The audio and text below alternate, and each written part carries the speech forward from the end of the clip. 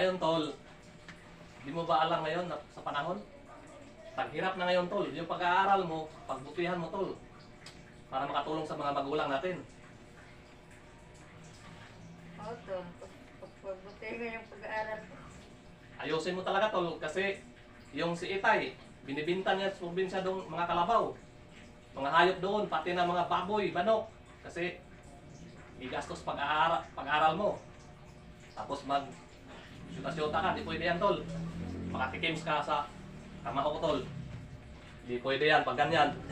Kasi para makatulong ka sa mga magulang natin.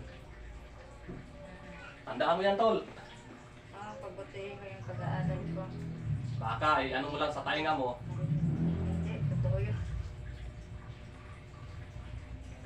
Ito, may ligawan ako na babae kasi pornada ko. Gustong gusto ko siya. Kaya ito ngayon, puntahan ko na. Uy, ano natin, pre? Magandang gabi, Tol. Bakit? May sasabihin ako sana sa'yo. Pwede ba ligawan ko yung kapatid mo? Kung okay lang sa'yo.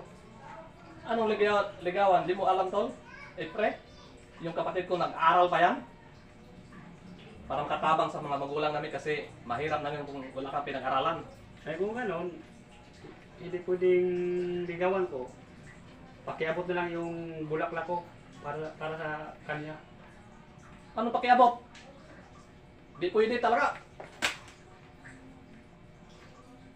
Alam mo ba, pre? Ang laki na yung gastos ko sa kapatid ko. Tapos hindi makatapos pag-aral. Ligaw-ligawan mo lang. Tambay ka lang. Magpakayaman ka muna bago anuhin mo yung kapatid ko. Yun ang hirap sa'yo, Tol. Para kang hindi ka dumaan pagka binata. Para kang hindi ka tunay na lalaki. Porkit mahirap lang ako, minaliit mo ako sa tingin. Yan ang hirap sa mga mayaman, mga mata pobre. Naku, tol, yan tandaan mo, tol. Baka nag-syuta-syuta ka na kasi may lalaki dito pumunta. Ayusin mo lang to pag-aaral mo, tol.